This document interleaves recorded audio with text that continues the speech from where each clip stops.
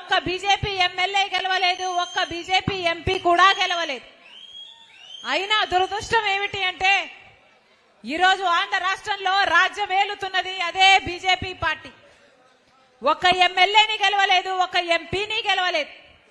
అయినా కూడా ఇటు పాలక పక్షం అటు ప్రతిపక్షం, ఇటు జగనన్న గారు అటు చంద్రబాబు గారు పూర్తిగా బీజేపీ పార్టీకి తొత్తులుగా మారారు. కాబట్టి బీజేపీ పార్టీకి బేషరతుగా ప్రతి విషయంలో మద్దతిస్తున్నారు. కాబట్టి బీజేపీ పార్టీ మన ఆంధ్ర రాష్ట్రంలో రాజ్యం ఏలుతుంది తప్ప అంతకుముందు ఉన్న 5 సంవత్సరాలు చంద్రబాబు గారు కాదు, ఇప్పుడు 5 సంవత్సరాలు ఉన్న జగనన్న గారు కూడా కాదు.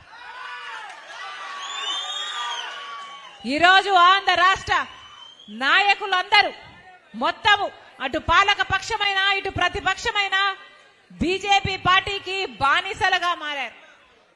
ఒక్క ఎంపీ కూడా గెలవలేదు బీజేపీ పార్టీ, ఒక ఎమ్మెల్యేని గెలవలేదు బీజేపీ పార్టీ. అయినా ఈరోజు ఆంధ్ర రాష్ట్రం బీజేపీ వశమైపోయింది, బీజేపీ కైవశమైపోయింది. ఎందుకు అంటే ఇటు జగనన్న గారు అటు చంద్రబాబు గారు బీజేపీకి బానిసలయ్యారు. కాబట్టి అసలు రాజశేఖర రెడ్డి గారు బీజేపీతో ఎప్పుడైనా ఏకీభవించారా? అసలు బీజేపీ వ్యతిరేకి రాజశేఖర రెడ్డి గారు. ఎందుకంటే బీజేపీ ఒక మతతత్వ పార్టీ. కాబట్టి ఒక మతాన్ని రెచ్చగొట్టాలి, ఇంకో మతాన్ని అవమానించాలి. ఇదే కదా బీజేపీకి తెలిసిన రాజకీయం. మతం పేరుతో చిచ్చు పెట్టాలి, ఆ మంటలో చలి కాచుకోవాలి. ఇదే బీజేపీకి తెలిసిన రాజకీయం. ఇదే చేసింది బీజేపీ పార్టీ.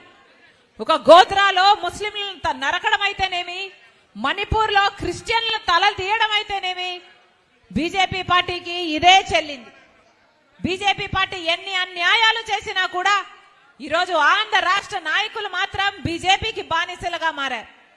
ఎందుకు అని అడుగుతున్నాం.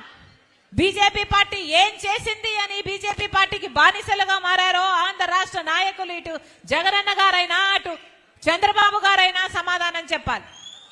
బీజేపీ పార్టీ అధికారంలో ఉంది.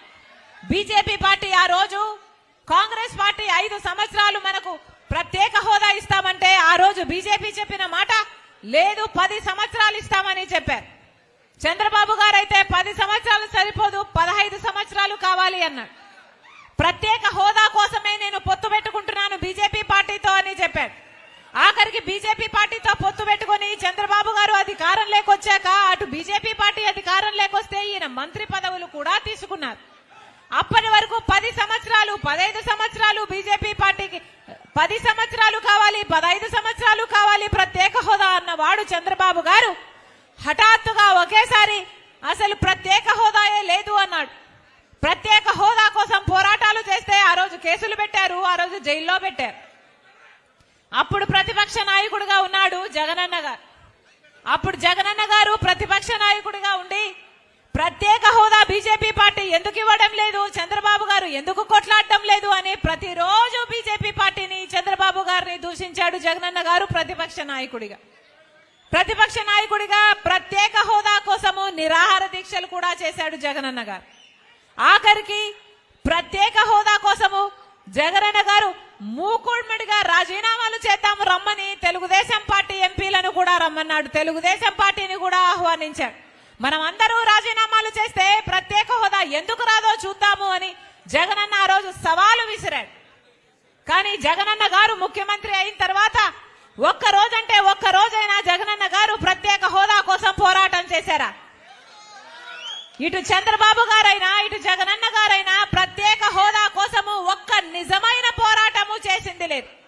బీజేపీ పార్టీ మనకు ప్రత్యేక హోదా ఇవ్వకపోయినా అదే బీజేపీ పార్టీకి బానిసలుగా మారారు జగనన్న గారు చంద్రబాబు గారు.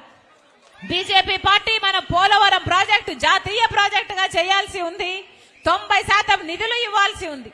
మన పోలవరం ప్రాజెక్టు ఇంతవరకు అత్తాపత్తా లేదు, ఎవరూ పట్టించుకోవడం లేదు.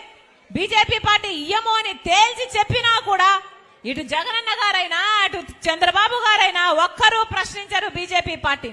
మరి వీళ్ళను బీజేపీ బానిసలు కాక ఇంకా ఏమనాలి? బీజేపీ పార్టీ ఒక్క మేలు చేయదు మన రాష్ట్రానికి. బీజేపీ పార్టీ ఒక్క మేలు చేయదు మన రాష్ట్రానికి. మనకు ప్రత్యేక హోదా ఇవ్వదు, మనకు పోలవరం ప్రాజెక్ట్ ఇవ్వదు, మనకు రాజధాని ఇవ్వదు, మనకు రావాల్సిన మెట్రోలు ఇవ్వదు. ఆఖరికి విశాఖపట్నం స్టీల్స్ కూడా ప్రైవేటైజ్ చేస్తుంది. మనకు కడప స్టీల్ ప్లాంట్ ఇవ్వదు. ఏ ఒక్క ప్రాజెక్టు ఏ ఒక్క ప్యాకేజ్ ఇవ్వకపోయినా కూడా అదే బీజేపీ పార్టీకి ఊడిగలు చేస్తున్నారు జగనన్న గారు, చంద్రబాబు గారు.